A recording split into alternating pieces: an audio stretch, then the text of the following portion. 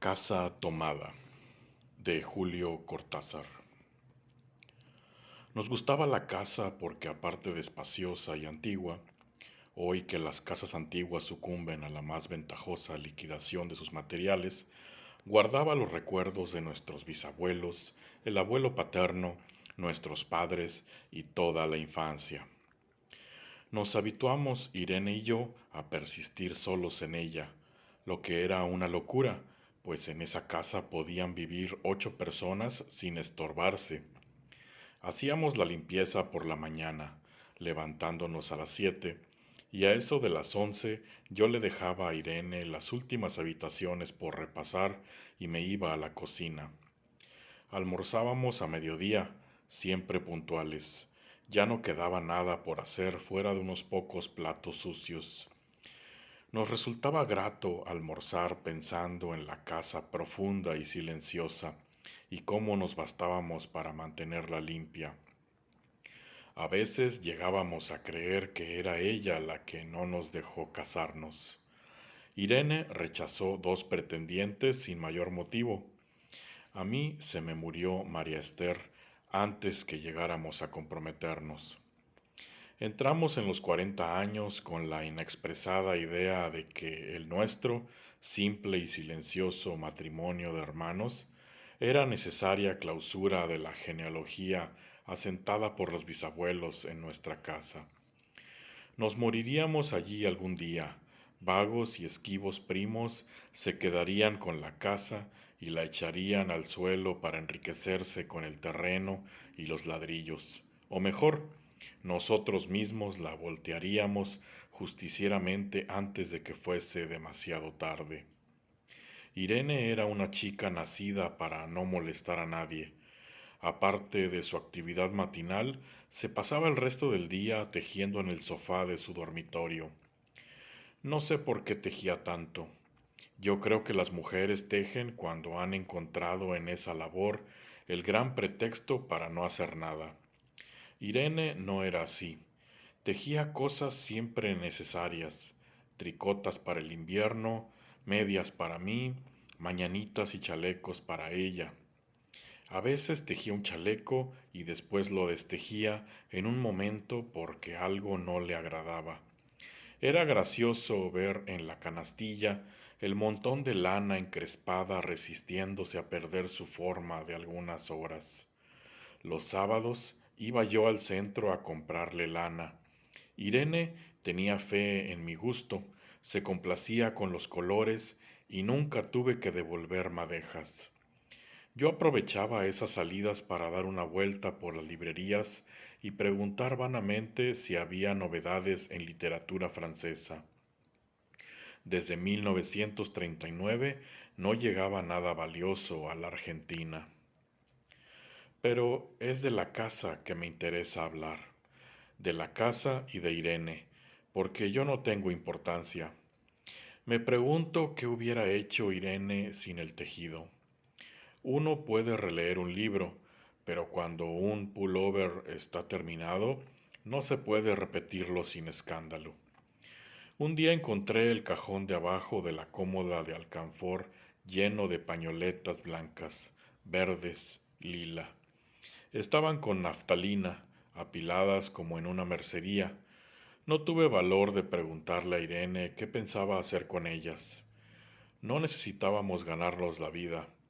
Todos los meses llegaba la plata de los campos y el dinero aumentaba. Pero a Irene solamente la entretenía el tejido. Mostraba una destreza maravillosa y a mí se me iban las horas viéndole las manos como erizos plateados. Agujas yendo y viniendo y 1 o 2 canastillas en el suelo donde se agitaban constantemente los ovillos. Era hermoso.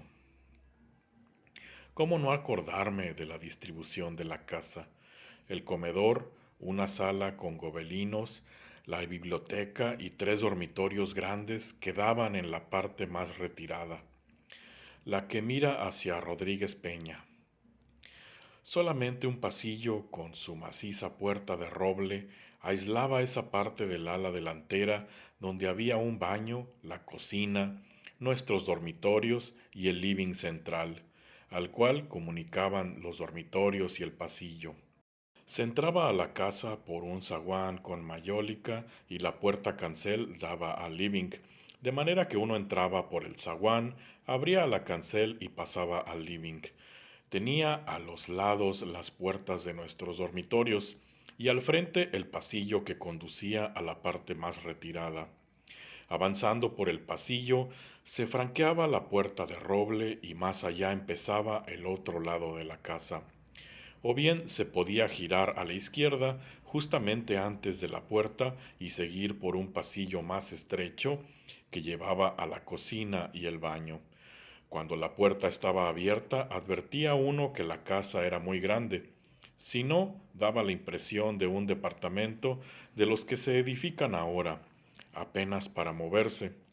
Irene y yo vivíamos siempre en esta parte de la casa.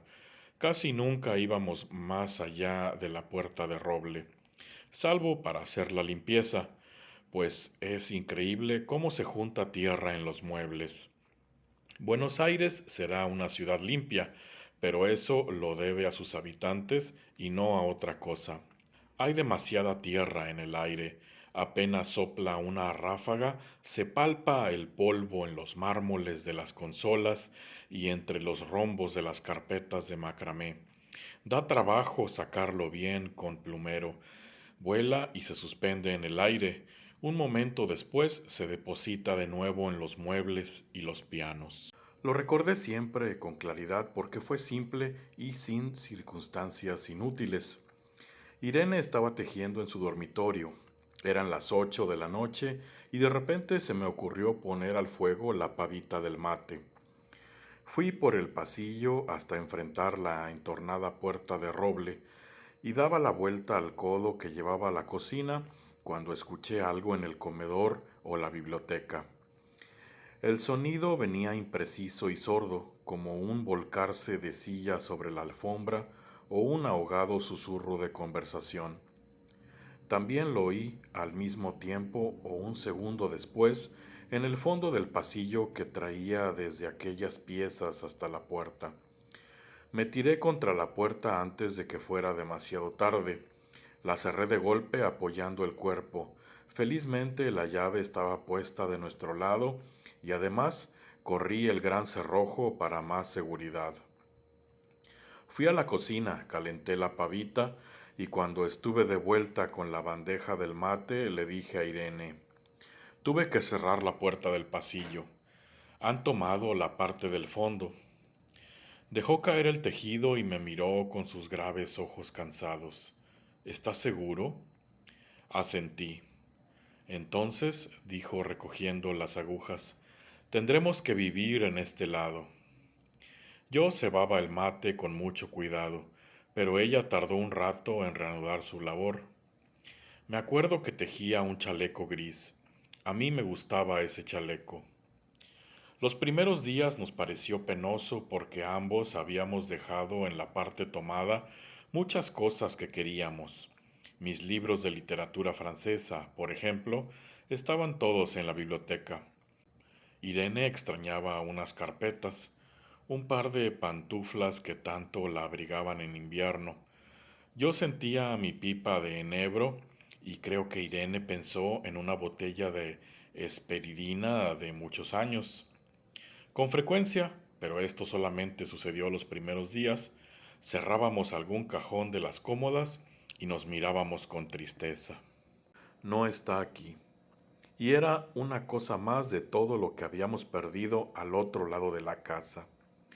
Pero también tuvimos ventajas. La limpieza se simplificó tanto que aún levantándose tardísimo, a las 9:30, por ejemplo, no daban las 11 y ya estábamos de brazos cruzados. Irene se acostumbró a ir conmigo a la cocina y ayudarme a preparar el almuerzo. Lo pensamos bien y se decidió esto. Mientras yo preparaba el almuerzo, Irene cocinaría platos para comer fríos de noche. Nos alegramos porque siempre resulta molesto tener que abandonar los dormitorios al atardecer y ponerse a cocinar. Ahora nos bastaba con la mesa en el dormitorio de Irene y las fuentes de comida fiambre. Irene estaba contenta porque le quedaba más tiempo para tejer. Yo andaba un poco perdido a causa de los libros, pero por no afligir a mi hermana, me puse a revisar la colección de estampillas de papá y eso me sirvió para matar el tiempo. Nos divertíamos mucho, cada uno en sus cosas, casi siempre reunidos en el dormitorio de Irene, que era más cómodo. A veces Irene decía: fíjate este punto que se me ha ocurrido. ¿No da un dibujo de trébol?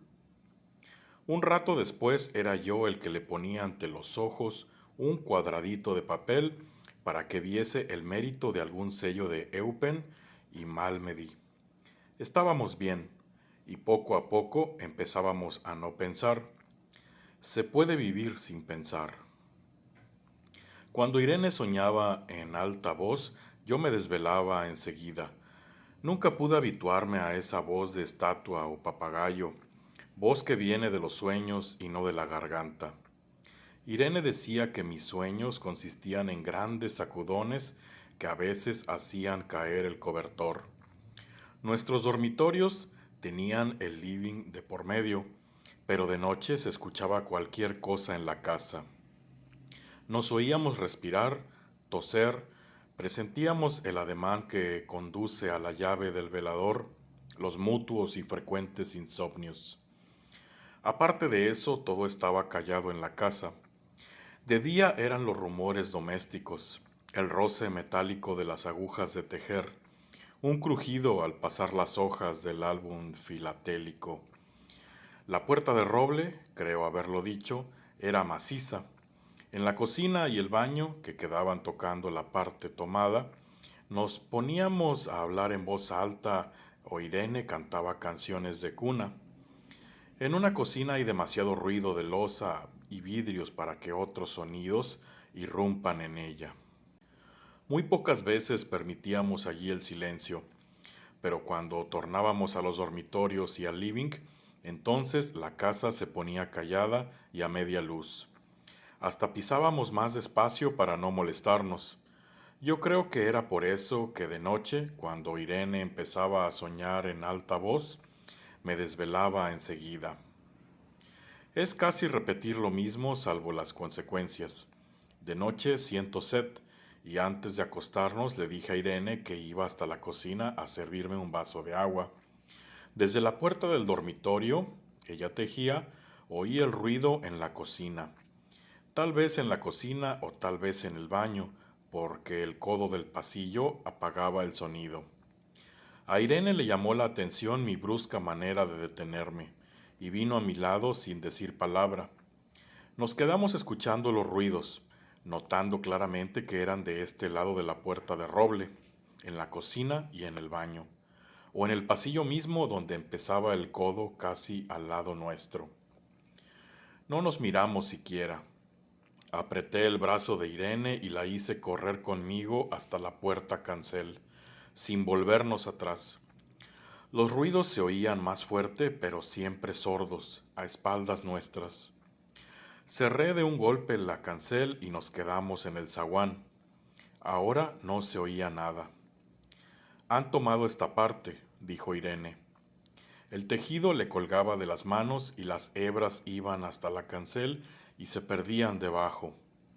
Cuando vio que los ovillos habían quedado del otro lado, soltó el tejido sin mirarlo.